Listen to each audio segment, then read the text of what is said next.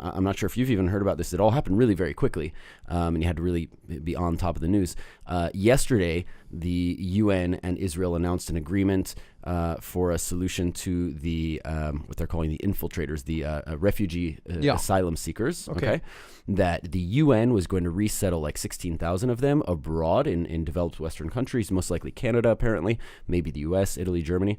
And Israel was going to match and equal like 16 or 18,000 that they're going to provide a temporary or long-term residency status and assist in settling them outside of Tel Aviv, the South Tel Aviv, specifically in kibbutzim, moshavim, and other communities all around the country, and get them involved in local work and agriculture and all that kind of stuff.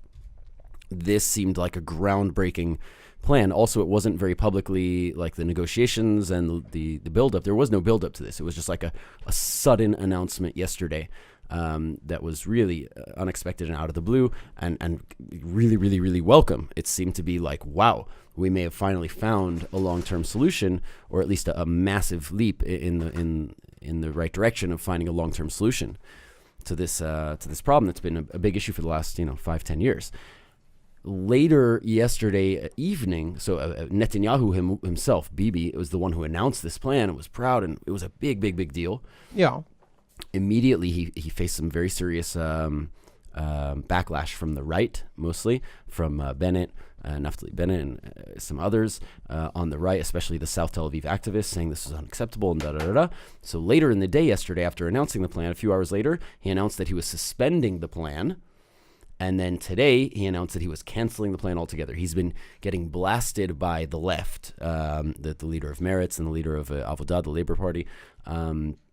He's been getting blasted by them as like cowardly, spineless, no leadership ability. He needs to back out now. The only way going forward is for him to resign. Like, this is just a massive thing. The people on the right, of course, Bennett and others, mostly Bennett, have been, applauding this big thing. And Bibi apparently met with Bennett and with Aryeh Deri, who's another far right. He's the Shas, the right-wing religious political party. He's the interior minister. And they had a meeting with some of the South Tel Aviv activists.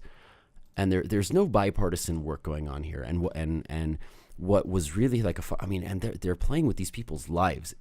They're toying. There was a planned deportation policy to send them but to send them to most likely Rwanda and Uganda, where many of them would most likely face either death, jail, or further deportation, very likely back to their home country, which most of them is South Sudan or Eritrea or Sudan, and where they would also face death or jail or forced conscription into the army, which is what they were fleeing from to begin with.